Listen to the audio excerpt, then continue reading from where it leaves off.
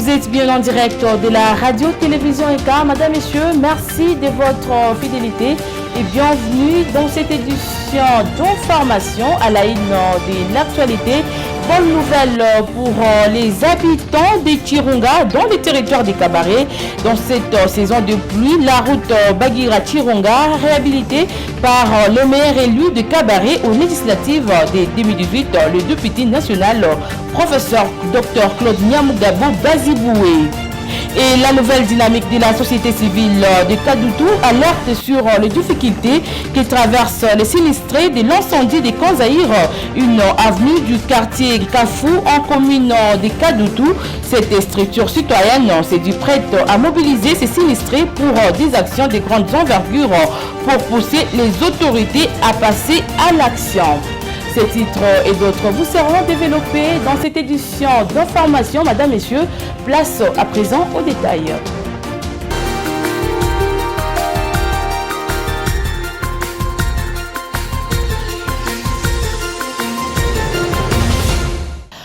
Ouvrons ce journal par cette information. Fini les calvaires pour les habitants des Kabaré pendant cette période pluvieuse. La route de Bagira-Chirunga vient d'être réhabilitée par la fondation Claude Nyamugabo Baziboué. Suivez dans les détails dans ces reportages que nous propose Stanislas Duciel. Ce n'est plus un secret, c'est visible et connu de tous. La seule action qui restait pour se confirmer sur cette terre. Le surnommé Grand Travaux, le député national, professeur Claude Nyamugabo Baziboué, arrête le calvaire de milliers d'habitants de Kabaré que jadis souffraient pour effectuer des courses sur cette route vers Badira, surtout quand il a plu. Ce sont des machines de l'entreprise Graet SARL qui exécutent ces travaux, financés totalement par la fondation Claude Nyamugabo. Reprofilage, rechargement et compactage. Des travaux tant attendus par ces hommes et femmes de Kabaré qui ne jurent qu'au nom de l'autorité morale du parti politique FPCN, professeur Claude Nyamugabo, qui est resté pour eux le seul homme de développement dans Kabaré.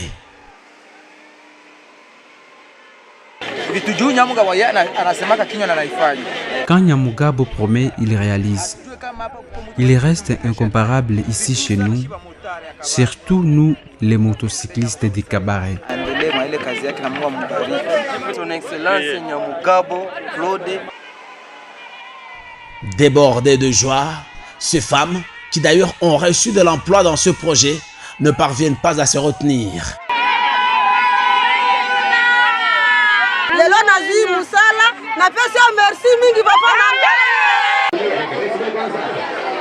Au petit marché de Chirunga, c'est le seul nom qui est chanté. Nyamugabo, nous on l'a déjà porté au dos depuis qu'il a commencé en 2018. C'est notre Nyamugabo, vraiment, il reste à jamais gravé dans nos cœurs.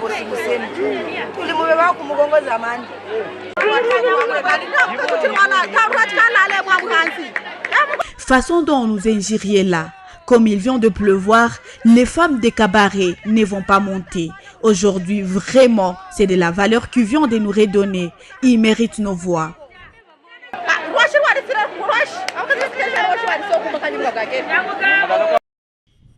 Désormais, grâce au surnommé Manaweka, digne fils du terroir, Claude Nyamugabo, plus rien ne pourra rendre impraticable cette route de plus de 5 km qu'il entretient depuis 2018.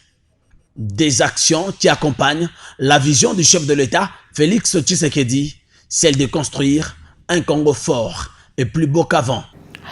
C'est finalement fait. Les usagers de la route nationale numéro 29B, tronçon frontière Ruzizi 2, rond-point Major Vangou peuvent enfin respirer après plusieurs années de souffrance. Les travaux de réhabilitation de ces tronçons ont pris fin. Déborah Namegabe pour plus de détails. Les véhicules peuvent enfin circuler aisément sur cette route qui part du rond-point Major Vangu jusqu'à la frontière Ruzizi séparant la République démocratique du Congo et les Rwanda, pays voisins. Ces clubs, financés par le club de pétroliers en partenariat avec le gouvernement provincial du Sud Kivu, sous la mission de contrôle de l'Office des routes, ont pris fin le samedi 16 septembre dernier. Cette entreprise vient de finir avec la partie de la chaussée du PK plus 500 asphaltée par groupe Rubuya jusqu'au rond-point Major Vangu, tronçon long de 2700 mètres. Les habitants de cette partie de la ville de Bukavu remercient les autorités à tous les niveaux qui se sont impliqués dans la réalisation de ces 10 travaux qui ont été lancés depuis 2016. Et plusieurs routes logeant certaines avenues de la ville de Bukavu ont été transformées en garage des véhicules la nuit comme la journée, tel qu'a constaté un reporter de la radio-télévision ECA ce mardi 19 septembre 2023. Suivez ces reportages. Cette pratique qui crée des embouteillages et chez le piéton et chez le véhicule expose ces derniers à des accidents, surtout très tôt le matin quand les enfants se rendent à l'école et les soirs au retour de diverses occupations quotidiennes. Ce qui est grave, des maisons situées sur ces avenues possèdent bien des garages, mais les propriétaires les ont transformés, les uns en boutiques, d'autres en bivettes ou dépôts de motos. D'autres les font même loger pour servir à d'autres activités pendant que leurs véhicules sont garés sur la chaussée toute la nuit. Une situation qui agace nombre d'habitants de ces avenues. Retenez qu'il y a peu, la mairie de Bukavu avait interdit cette pratique, une mesure qui, malheureusement, souffre d'exécution. À cela s'ajoute l'entreposage de matériaux de construction sur les mêmes artères, créant une confusion totale dans le chef de la population qui ne sait plus à quel sein se vouer. Toujours dans le même chapitre, les travaux de réhabilitation du tronçon routier Niawé-Ramukukwe sont aux arrêts. Il y a de cela quelques semaines, le comité local de développement de Mukukwe lance un cri d'alarme aux autorités et aux personnes de bonne volonté pour que ces travaux soient achevés. Suivez ces reportages de Richard Moni rendus par Arlette Bamba. Selon un constat fait sur place par les reporters de votre chaîne, ce mardi 19 septembre 2023, les cantonniers ne sont plus visibles sur cette route. À cet endroit, l'on peut voir une quantité insignifiante de matériaux de construction. Ces travaux, qui étaient presque au niveau du finissage de la première phase, ont été brusquement stoppés. La population de cette partie était surprise de constater l'arrêt brusque de ces travaux pendant le début de la saison pluvieuse. Rencontré à ce sujet, le vice-président du comité de développement du quartier Mukukwe justifie cet arrêt par le manque d'argent pour l'achat de matériaux de construction, car, selon lui, les contributions du gouvernement provincial ainsi que les locales des habitants du milieu ont été insignifiantes. Ces derniers demandent à toute personne de bonne volonté d'apporter chacune une pierre ou autre contribution quelconque pour l'achèvement de cette route.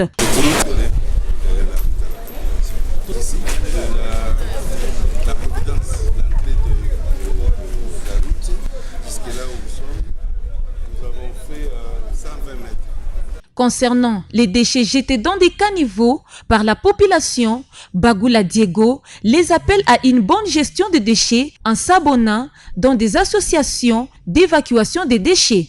La population les dit toujours. Et surtout, on demanderait à... Il y a une société qui s'en occupe de Bakopon. Oui, il y a la société là qui s'occupe des déchets. On demande que cette société repasse chaque fois. C'est vrai, ils sont un peu handicapés parce que la route est... Mais dès que la route sera ouverte, je crois qu'ils seront pour lancer. Là, il y a certaines maisons qui ne sont pas abonnées. Parfois, ce sont des maisons clandestinement, parfois c'est des déchets. Mais nous avons quand même une société qui s'occupe. Dès que la route est ouverte, je crois que le grand problème c'est la route. Il faut que la route soit ouverte pour que la société fasse son travail.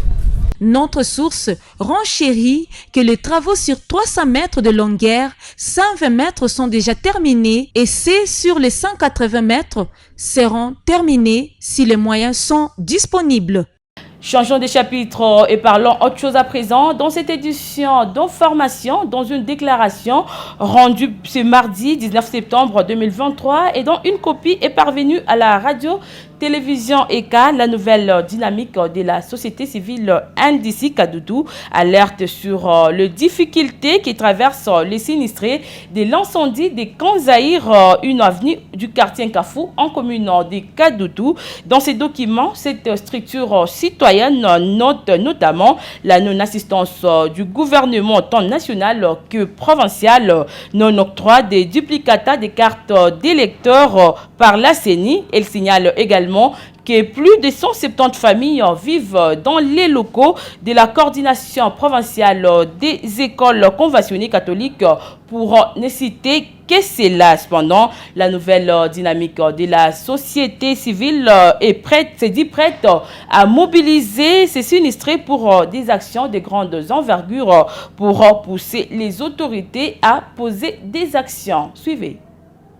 Oui, après des descentes effectuées par la nouvelle dynamique de la société civile NDC Kadoudou, nous avons remarqué que les sinistrés de Kanzaïr, sinistre de 3 juin 2023, continuent à traverser de multiples problèmes, de difficultés énormes. Et entre autres, il y a au moins 170 familles qui vivent jusqu'à aujourd'hui dans la coordination provinciale des écoles conventionnelles catholiques, sans aucun appui, sans aucune aide. Il y a également les enfants, les élèves qui ont repris le chemin de l'école sans aucun objet classique et d'autres se sont juste forcés pour reprendre le chemin de l'école.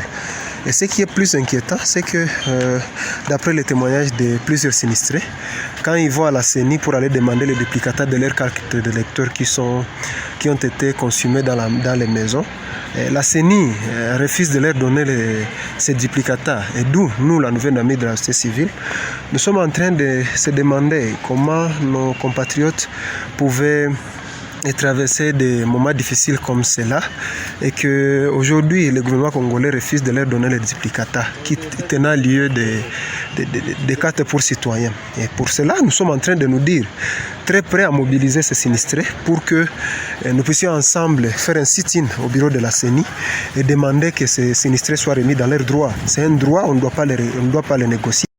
La hausse du prix du sucre dans la ville de Bukavu inquiète les paniers de la ménagère. Des consommateurs de produits de première nécessité s'inquiètent de la hausse du prix du sucre sur le marché. Actuellement, un sac de sucre se négocie entre 67 et 70 dollars américains au lieu de 42 à 45 dollars. S'indignent certains habitants de la ville de Bukavu. Une vendeuse interrogée au marché Férouge en commune du Bonda évoque le problème des taxes exigées à la frontière. Également, elle précise que les sucres consommés ces derniers temps proviennent d'un seul endroit qui est la Zambie. Suivez. Le prix du sucre a haussé dans 2 sens ou 3 sens. Premièrement, le sucre vient du Zambie. Et quand ça vient du Zambie, en traversant la frontière du Rwanda pour entrer au Congo, on fait payer les taxes. En arrivant à la douane du Congo, on fait payer les taxes encore. Pour ceux qui fabriquent du jus, Royal Tangaouz, tout cela utilise les sucres même pour l'été, c'est du sucre. Si au moins ça provenait de 2 endroits, à Kiliba on ne produit plus. Si à Kiliba on produisait, on ne pouvait pas manquer du sucre au Congo. Ça vient du Zambie seulement, c'est pour cela que nous manquons les taux de change a haussé, tout le monde a son taux de change. Bouclons cette session d'information par cette actualité. Plus de 5000 ménages du village Muganzo, dans le groupement de Bushumba en territoire de Kabaré, viennent de bénéficier du matériel d'adduction d'eau de la fondation Claude Nyamugabo. Les cérémonies des remises sont intervenues ce mardi 19 septembre 2023. Suivez ces reportages. Frappé d'une carence en eau potable depuis plusieurs années, le village de Muganzo dans le groupement de Bushumba sera à l'honneur de la fondation Claude Nyamugabo. C'est un camion rempli des tuyaux de la Régie des eaux, plus de 4600 mètres, que le professeur Claude Nyamugabo, via la fondation qui porte son nom, va apporter à ses habitants. Au bureau du parti politique FPCN Muganzo, la coordinatrice de la FCN, la Makambana Diakabare Kitumaini, va procéder à cette remise au milieu des centaines d'habitants de cette partie de Kabaré, qui ne cesse de remercier le surnommé Mwanaweka, le professeur Claude Nyamugabo Baziboué, pour cette donation des tuyaux et accessoires pouvant permettre de sauver des milliers de vies. Safari Magadjou, cadre du parti politique Front pour un Congo Nouveau et candidat à la députation provinciale dans cette partie de Kabaré, appelle toute sa base à la reconnaissance des actions du député national Claude Nyamugabo, qui ne ménage aucun effort pour le développement de sa terre natale. Ça suivra maintenant la deuxième étape qui sera étudiée prochainement. Mais c'est déjà un sentiment de satisfaction pour nous, la population, et nous disons beaucoup merci à l'honorable Claude Nyamugabo pour ces gestes combien louables qui viennent d'imposer pour le développement de notre entité pour toute la population. À noter qu'il ne se passe plus une semaine sans que le surnommé Grand Travaux ne pose des actions en faveur de ses électeurs. Madame, Messieurs, c'est par cette actualité que nous mettons un terme à cette session d'information. Merci à vous de l'avoir suivi et bonne suite de nos programmes.